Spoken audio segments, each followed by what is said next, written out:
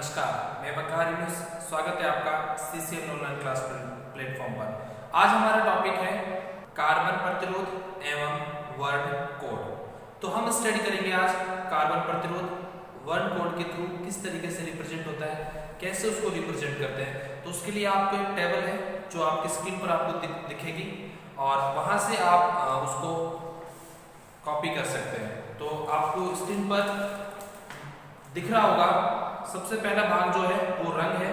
रंग के अंदर काला, भूरा, लाल, नारंगी, पीला, हरा, नीला, बैंगनी, धूसर, सफेद, सुनहरा, चांदी रंग का और वर्णहीन, ये रंग दिख रहे होंगे आपको। साथ में उसके साथ में अंक लिखे होंगे, गुणक लिखा होगा और सहायता परसेंटेज में लिखा होगा, जिसको टॉलरेंस बोला जाता है। ठीक है, रंग को कलर बोला जाता है, अंक को नंबर बोला जाता है, इसको बोलते हैं सिग्निफिकेंट नंबर। ठीक है, यहाँ पर आपको अंक लिखा हुआ है और दूसरा आपका गुणक जो उससे मल्टीप्लाई होगा। ठीक है, तो अगर मान लीजिए कोई भी कार्बन है, इसको हम एग्जांपल के थ्रू समझेंगे। टेबल आपके सामने है, आप अपनी कॉपी में इसको लिख लोगे और फिर उसके बिहाफ पे अपन देखते हैं कि किस तरीके से एग्जांपल किया जाता है।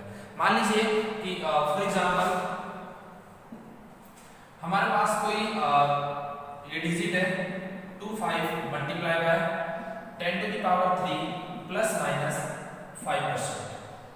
तो देखने वाली बात है, जो अपने नंबर होते हैं, जो फर्स्ट टू होते हैं, कहने का मतलब एक कार्बन है, इस तरीके से हमारे पास कोई कार्बन है, उसके इसमें 4 कलर होते हैं।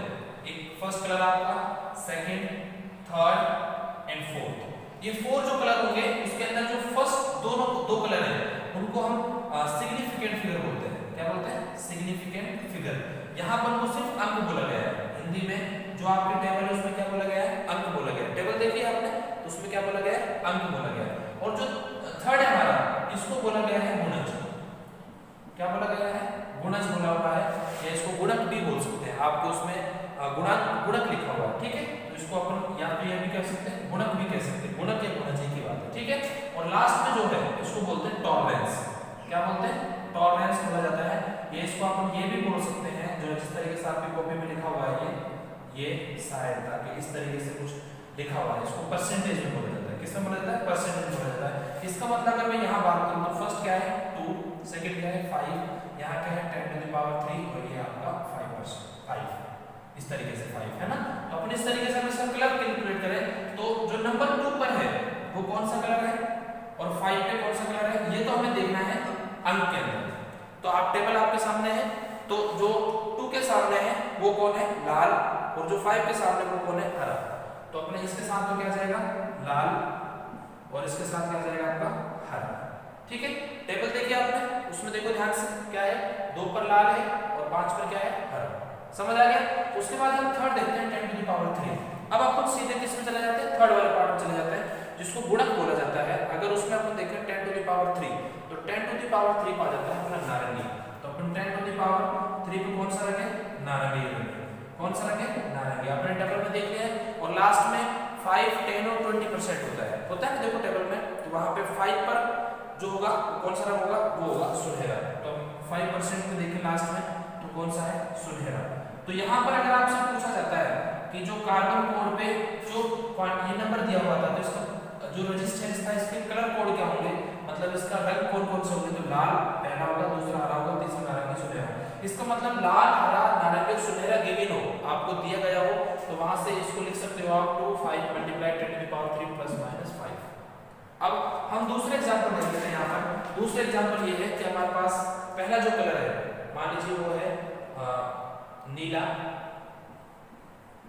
और जो दूसरा कलर है वो है हमारे पास हरा, और जो अगला है वो है बैंगनी, और लास्ट जो हमारे पास वो है सिल्वर। क्या है? सिल्वर।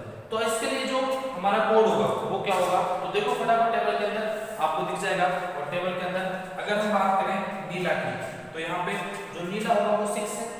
और अगर हम बात करें दूसरे हरा की, तो हरा देखो यहाँ पर कितना है? 5 है। और उसके बाद आप क्या लगाओगे? मल्टीप्लाई। और उसके बाद अगला देखो आप कौन सा है? बैंगनी। तो अगला बैंगनी है, तो उसके लिए क्या जाएगा? बैंगनी के अंदर देखो 10 टू द पावर 7 क्या आएगा? 10 टू द पावर 7 और प्लस माइनस कितना आने वाला है आपका? लास्ट में कौन सा है? सिल्वर। और सिल्वर का मतलब कौन सा होता है? चांदी का रंग। और चांदी का रंग क्या है यहाँ पे? 10%। तो ठीक है, ये आपका दूसरा जो एग्जाम्पल था उसको भी हमने यहाँ से क्या कर लिया है, पूरा कर लिया है। ठीक है, तो इस तरीके से हम जो हमारे कार्बन कोड है, जो वर्ड कोड है उसको हम बात करें तो वर्ड कोड किसको डिसाइड करते हैं यहाँ पर, प्रतिरोध को, किसके जो अपन प्रतिरोध को यहाँ पे क्या कर रहे हैं, कैलकुलेट कर रहे हैं इन दोनों उदाहरण के माध्यम से। ठीक है, ताप का प्रभाव। हमारा जो अगला टॉपिक है वो है प्रतिरोध एवं प्रतिरोधकता पर ताप का प्रभाव। तो ध्यान से देखना कि इसके अंदर क्या लिखा हुआ है। तो हमारा टॉपिक है प्रतिरोध तथा प्रतिरोधकता, प्रतिरोधकता पर ताप का प्रभाव। क्या है, ताप का प्रभाव। ठीक है, हम किसकी बात कर रहे हैं, प्रतिरोध तथा प्रतिरोधक पर ताप का प्रभाव। सबसे पहले हम पढ़ते हैं चालक के लिए। किसके लिए बात करते हैं, चालक के लिए। तो चालक के लिए क्या होगा, ये चीज देखने वाली है। तो अब मेरी बात सुनो ध्यान से, चालक कौन सा है यहाँ पर, जो इलेक्ट्रॉनों का प्रवाह कर सके। कौन सा है, जो इलेक्ट्रॉनों का क्या कर सके, प्रवाह कर सकते हैं, उसको हम क्या बोल सकते हैं यहाँ पर, चालक बोल सकते हैं। समझ आ गया, ये चीज क्लियर हो गई। अब दूसरी बात है, तो ये तो चीज क्लियर हो गई कि जो चालकों के लिए मतलब कि जो इलेक्ट्रॉनों का स्थानांतरण कर सके वो चालक हो सकता है। अब यहाँ बात आती है कि उस चालक के अंदर क्या उपस्थित होता है, प्रतिरोध उपस्थित होता है। प्रतिरोध क्या होता है कि उस चालक के अंदर जो हमारे इलेक्ट्रॉन का स्थानांतरण हो रहा है, उस स्थानांतरण को जो रोकने का प्रयास कर रहा है, उस स्थानांतरण को जो कंट्रोल कर रहा है, मतलब कंट्रोल का मतलब वहां पर रोकने का जो प्रयास कर रहा है उसको क्या बोलते हैं, प्रतिरोधक बोलते हैं। और उसकी जो एक प्रॉपर्टी होती है, गुण होता है, उसको क्या बोलते हैं, अपन प्रतिरोधकता बोलते हैं। समझ आ गया। तो सबसे पहले हम बात करें यहाँ पर प्रतिरोध पर। तो हमारा जो इसके अंदर एक पॉइंट है वो है प्रतिरोध। तो अगर हम बात करें सबसे पहले प्रतिरोध के लिए, तो मेरी बात समझे, यहाँ पे है ताप का प्रभाव। अगर किसी चालक का ताप हम बढ़ाते हैं तो उसके प्रतिरोध पर क्या असर होता है, वो चीज यहाँ पे देखने वाली है। तो सबसे पहले मान लीजिए, जब हमारा जो तापमान था वो 0 डिग्री सेल्सियस था, इसका मतलब 0 डिग्री सेल्सियस का मतलब T0। अब T0 होता है अपना न्यूनतम तापमान, चाहे वो कुछ भी हो, चाहे 10 डिग्री हो, चाहे 0 हो, चाहे 5 हो। तो ये T0 था, तो हमारा जो प्रतिरोध था उसको अपन ने क्या बोल दिया, यहाँ पर R0 बोल दिया। क्या बोल दिया उसको, R0 बोल दिया। और जब ये T0 से T हो गया, इसका मतलब तापमान बढ़ गया, तो यहाँ पर जो हमारा प्रतिरोध था उसको बोल दिया हमने RT। तो यहाँ से एक नियम बनता है, वो ये बनता है कि जो दोनों प्रतिरोधों का जो अंतर होता है वो इनिशियल प्रतिरोध जो होता है, मतलब कि जो न्यूनतम प्रतिरोध होता है या प्रारंभिक जो प्रतिरोध होता है उसके तो समानुपाती होता है, तथा इस दोनों का जो अंतर होता है दूसरा, वो ये जो टेम्परेचर होता है, इन दोनों जो प्रतिरोधों का जो इन प्रतिरोधों का जो टेम्परेचर होता है उसके भी क्या होता है, वो समानुपाती होता है। इसका मतलब हम क्या बोल सकते हैं, T-T0। इसको बोलते हैं समीकरण नंबर 2। कहने का मतलब ये है, प्रतिरोधों का अंतर प्रारंभिक प्रतिरोध तथा तापमान के अंतर के समानुपाती होता है। तो यहां से हम क्या निकालेंगे, वो चीज देखना। तो समीकरण 1 2 से दे देना, समीकरण 1 व 2 से। अगर हम समीकरण 1 व 2 से बात करें तो क्या बोल सकते हैं, RT minus R0 proportional R0 T minus T0। और यहाँ से अपन T माइनस T0 को अपन क्या लिख सकते हैं, डेल T भी लिखा जा सकता है। तो यहाँ से बोल देंगे RT minus R0 proportional R0 del T। अब जैसे ही हम प्रोपोर्शनल हटाएंगे तो यहाँ पे कांस्टेंट आ जाएगा। वो कांस्टेंट क्या होगा, RT माइनस R0 प्रोपोर्शनल मतलब समानुपाती। ठीक है, यहाँ पे हटाया हमने तो अब एक कांस्टेंट आ गया, उसको बोलते हैं हमने ताप गुणांक। यहाँ क्या बोलते हैं, ताप गुणांक, ताप प्रतिरोध गुणांक बोल दो। ठीक है, तो यहाँ पे ताप गुणांक होगा, इसको हम क्या ले लेंगे, R0 डेल T। अगर मैं यहाँ से ताप गुणांक की बात करूँ तो अल्फा का फॉर्मूला यहाँ से क्या बन सकता है, RT minus R0 upon R0 del T। ये किसका एग्जांपल हो गया अपना, अल्फा। अल्फा क्या होता है, यहाँ पर ताप गुणांक होता है। अल्फा के लिए जब हम बात करते हैं तो इसको अपन क्या बोल सकते हैं, प्रतिरोधकता ताप गुणांक। इसका पूरा नाम है प्रतिरोधकता ताप गुणांक। क्या है, प्रतिरोधकता ताप गुणांक। हमने क्या कैलकुलेट कर लिया है, प्रतिरोध ताप गुणांक। जो प्रतिरोध ताप गुणांक है इसके हिसाब से, तो ये तो अपना क्या हो जाता है, इसका फॉर्मूला होता है। आपका जो न्यूमेरिकल होते हैं वो बहुत आरबीएससी में जो भी आपका पेपर होता है उसमें इनको बहुत ज़्यादा पूछा जाता है। ठीक है भाई, अब हम बात करते हैं इसके साथ में इसके मात्रक की।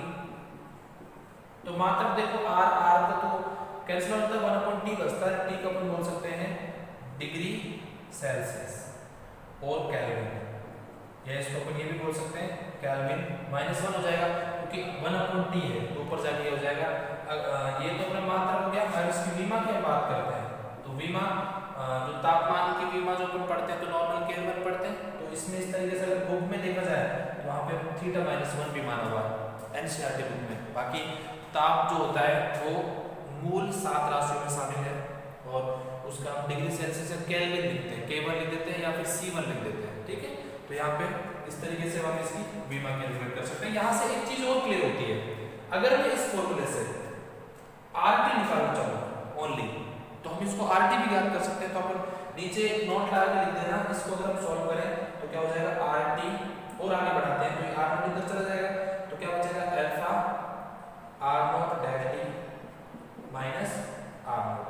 तो यहाँ से R नोट अगर हम कॉमन ले लें तो ये भी तो बोल सकते हैं कि alpha del T minus 1 equals to RT। ये क्वेश्चन भी आपको कई बार पूछी जाती है, तो ये कुछ नया नहीं है, लेकिन इसी क्वेश्चन से हम इसको यही क्वेश्चन भी बना सकते हैं। ये तो किसके लिए हो गई, प्रतिरोध के लिए। अब हम बात करें प्रतिरोधकता के लिए, तो ये चीज जो प्रतिरोधकता के लिए, अगर हम बात करें प्रतिरोधकता, ये अगला है अपना सेकंड बी पॉइंट है प्रतिरोधकता। तो यहाँ से टी के लिए क्या हो जाएगा, प्रतिरोध को किससे, प्रतिरोधकता को किससे रिप्रेजेंट करते हैं, रो नॉट, और इसे क्या हो जाएगा रो टी।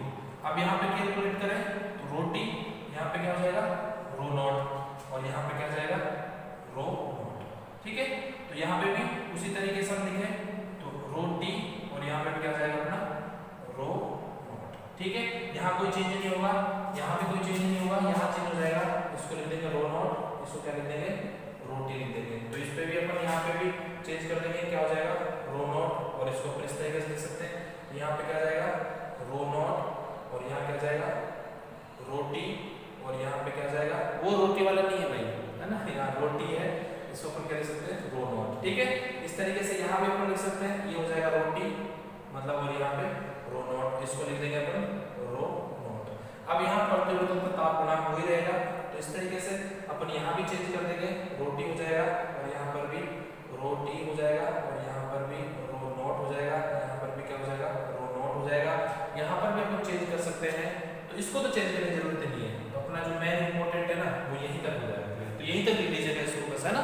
तो ये किसके लिए हो गया, अपना प्रतिरोधकता के लिए हो गया, किसके लिए हो गया प्रतिरोधकता के लिए हो गया। तो अब हम बात करते हैं दूसरा जो हमारा सेकंड है वो क्या है, ये तो चालक के लिए हो गया। अब हमारा हो जाएगा विद्युत रोधी पदार्थ के लिए, किसके लिए हो जाएगा विद्युत रोधी पदार्थ। और विद्युत रोधी जो पदार्थ होता है उसका जो पार्ट होता है उसके लिए हम समझ सकते हैं कि जब किसी चालक के अंदर किसी भी धारा का प्रवाह नहीं होता तो वो क्या होता है विद्युत रोधी होता है। तो दूसरा हमारा विद्युत रोधी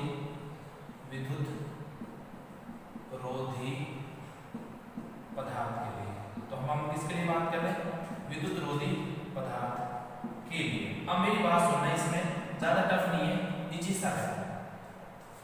अगर जिस पदार्थ में धारा का प्रवाह नहीं हो सके, इसका मतलब इलेक्ट्रॉनों का स्थानांतरण नहीं होगा, वो पदार्थ कौन सा होता है विद्युत रोधी पदार्थ होता है। अगर उसका ताप हम बढ़ाते हैं तो उसका प्रतिरोध कम होता है, क्योंकि विद्युत रोधी पदार्थ का प्रतिरोध सबसे ज्यादा होता है, इसलिए तो उसमें धारा का प्रवाह नहीं होता। अगर कम होगा तो धारा का प्रवाह स्टार्ट हो जाएगा। तो जब हम उसका तापमान बढ़ाते हैं, इसका मतलब उसको गर्म करते हैं, तो उसमें विद्युत जो प्रतिरोध होता है उसका मान क्या होता है घट जाता है। और अगर उसका प्रतिरोध का मान घट जाएगा तो उसके अंदर चालन बहुत मिनिमाइज होता है, लेकिन चालन स्टार्ट हो जाएगा। इसका मतलब सीधे हम कह सकते हैं कि विद्युत रोधी पदार्थ में अगर हम तापमान बढ़ाते हैं तो उसका जो प्रतिरोध है वो क्या हो जाता है कम हो जाता है, और उसमें सूक्ष्म मात्रा में आवेश का स्थानांतरण शुरू हो जाता है। ठीक है, तो इसमें एक फॉर्मूला है वो स्क्रीन पर आपको दिख रहा होगा, वो आप देख लीजिएगा, इसमें क्या क्या है वो भी चीज आपको दिख रही है। ठीक है, अब हम बात करते हैं अगला अर्धचालकों के लिए, जो हमारा तीसरा है वो है अर्धचालक के लिए।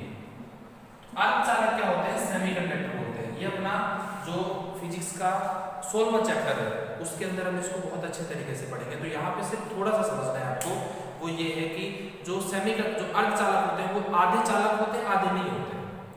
तो क्या होता है कि जब उनमें इलेक्ट्रॉनों का प्रवाह होता है तो आधा तो होने नहीं देता, आधा होने देता है। जब तापमान बढ़ाते हैं तो जो आधा नहीं होने देता ना वो भी स्टार्ट हो जाता है। और जो आपके अर्धचालक होते हैं उसके अंदर जो आवेश का प्रवाह होता है वो इलेक्ट्रॉन और होल का यहाँ पे कोटर शब्द भी यूज किया जाता है। तो इलेक्ट्रॉन होल के द्वारा होता है। जैसे ही उसका तापमान बढ़ाते हैं तो उसके प्रतिरोध कम हो जाता है और उसके अंदर प्रवाह बढ़ जाता है। यही किसके अंदर है, अर्धचालक के अंदर। तो तापमान बढ़ाने पर चालक में प्रतिरोध बढ़ता है, कुछ चालक में घटता है, अर्धचालक में घटता है। ध्यान हो गया। और अगर जो प्रतिरोध घटता बढ़ता है उसी तरीके से प्रतिरोधकता भी वही प्रभाव पड़ता है। आप जानते हो प्रतिरोध और प्रतिरोधकता में क्या सिमिलरिटीज है या फिर क्या उसमें संबंध है, वो चीज आप वहां से कैलकुलेट कर लोगे। ठीक है। अब हमारा जो अगला टॉपिक है वो है अतिचालकता। हम बात करते हैं अपने अगले टॉपिक की, उसका हेडिंग है अतिचालकता की। अतिचालकता क्या होती है, हम मेरी बात सुनना ध्यान से। हम बात करते हैं अभी अतिचालकता, जिसको इंग्लिश में सुपर कंडक्टिविटी बोला जाता है। अतिचालकता, अति का मतलब बहुत ज्यादा, चालकता का मतलब चलना। जिस धातु में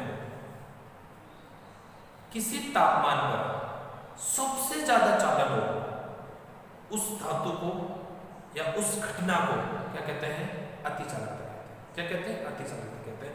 तो परिभाषा अगर आपको लिखनी है तो सिंपली लिख सकते हो, किसी धातु में किसी ताप पर अत्यधिक मात्रा में आवेश का प्रवाह क्या कहलाता है, उस धातु की अतिचालकता कहलाती है। ठीक है। अब होता क्या है कि जिस तापमान पर सबसे ज्यादा चालकता होती है उसी को बोलते हैं क्रांतिक ताप। क्या बोलते हैं, क्रांतिक ताप। कि वह ताप जिस पर धातु के अंदर सबसे अधिक चालक हो, किसका, आवेश। आवेश कौन है, इलेक्ट्रॉन। इलेक्ट्रॉनों का सबसे अधिक चालन होता है, उसको क्या बोलते हैं, अपन अतिचालकता बोलते हैं। परिभाषा ये हो गई आपकी। उसके साथ में जो इसके इंपॉर्टेंट चीजें हैं, जो एग्जांपल्स हैं, वो आपको स्क्रीन पर दिख रही है। ठीक है। इस तरीके से उन चीजों को आप वहां से लिख लीजिएगा। ठीक है। नेक्स्ट जो हमारा टॉपिक है वो है प्रतिरोधों का श्रेणी एवं समांतर संयोजन। तो हमारा अगला टॉपिक है प्रतिरोधों का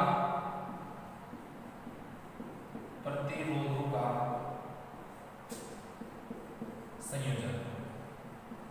ये दो तरीके से संयोजन है। फर्स्ट हमारा कौन सा है, श्रेणीक्रम।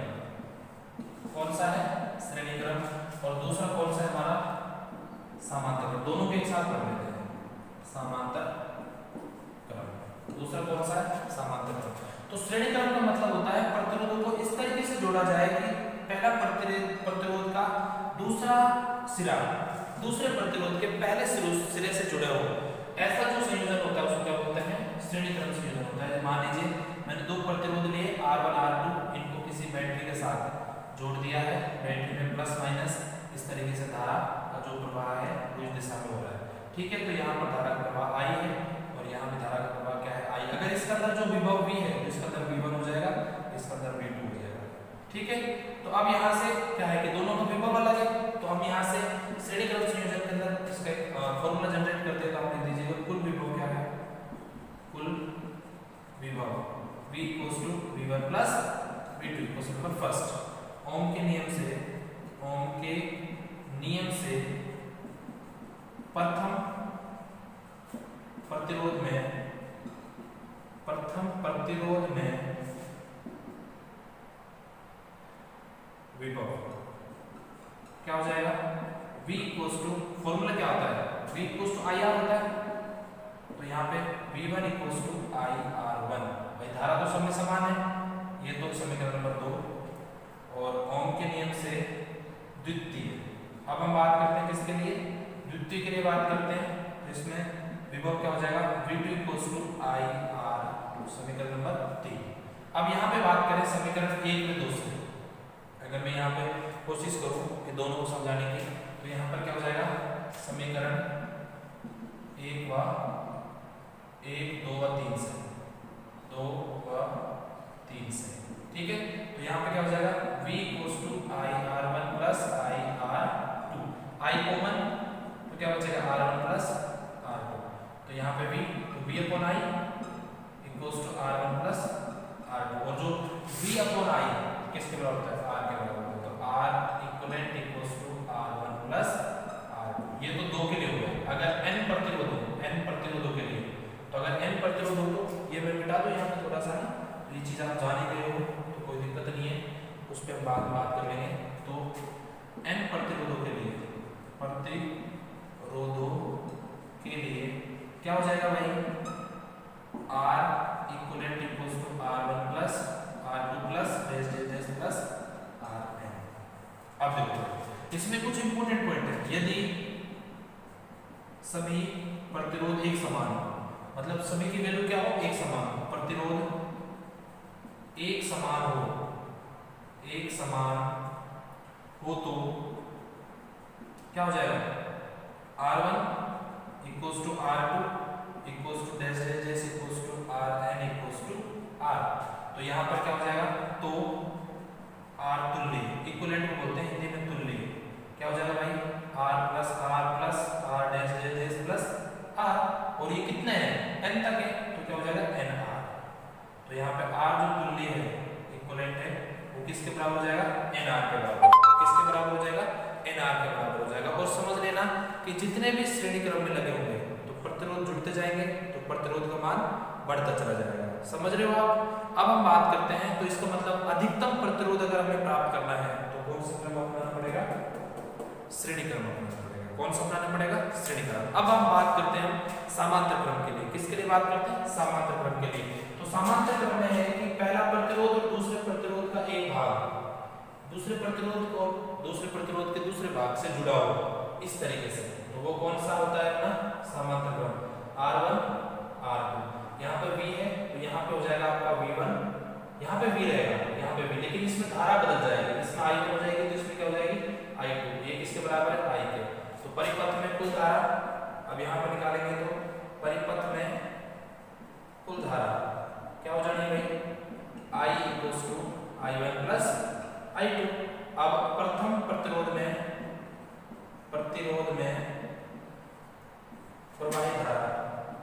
प्रवाहित धारा तो क्या हो जाएगी? I1 इक्वल्स टू, भाई यहाँ पे देखो I1 क्या हो जाएगा? V upon R1। तो V अपॉन R1 किसके नियम से? ओम के नियम से। ठीक है, क्वेश्चन नंबर फर्स्ट, सेकंड और द्वितीय। दूसरा कौन सा है अपना? द्वितीय प्रतिरोध के लिए क्या हो जाएगी?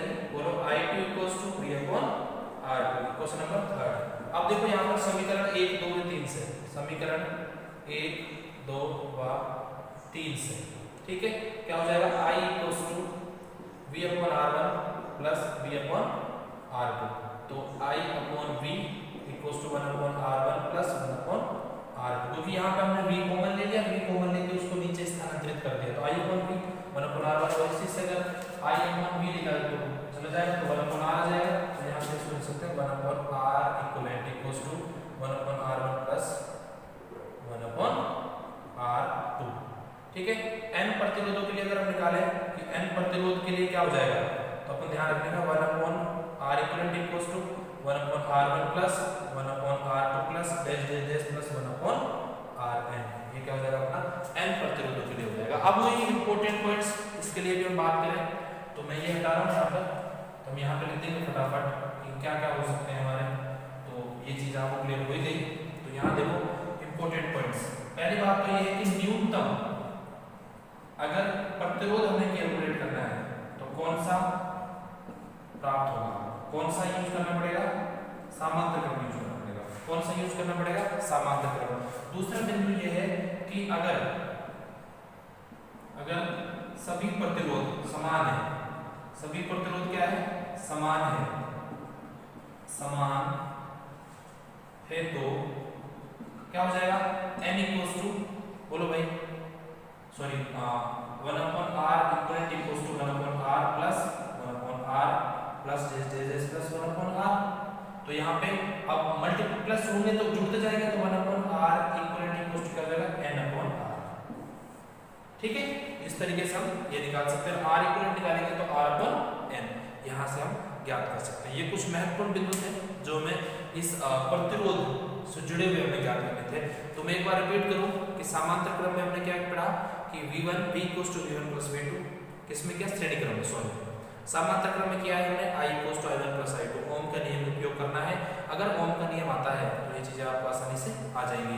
तो इसी जो चीजें अगर आप पढ़ोगे, यहाँ से सीखोगे, समझोगे, तो और भी बहुत सारी चीजें हम यहाँ पे जो अपने एग्जाम्स हैं, जो प्रैक्टिकल्स, जो इसके न्यूमेरिकल्स हैं, वो भी करेंगे सॉल्व। लेकिन अभी जो थ्योरी एक बार आपको क्लियर हो जाती है तो फिर हमारे जो न्यूमेरिकल्स जो मतलब लेक्चर होंगे वो भी मैं आपको डालूंगा, तो वहां से वो चीज आसानी से आपकी क्लियर हो जाएगी। थैंक यू, आज के लिए बस इतना ही।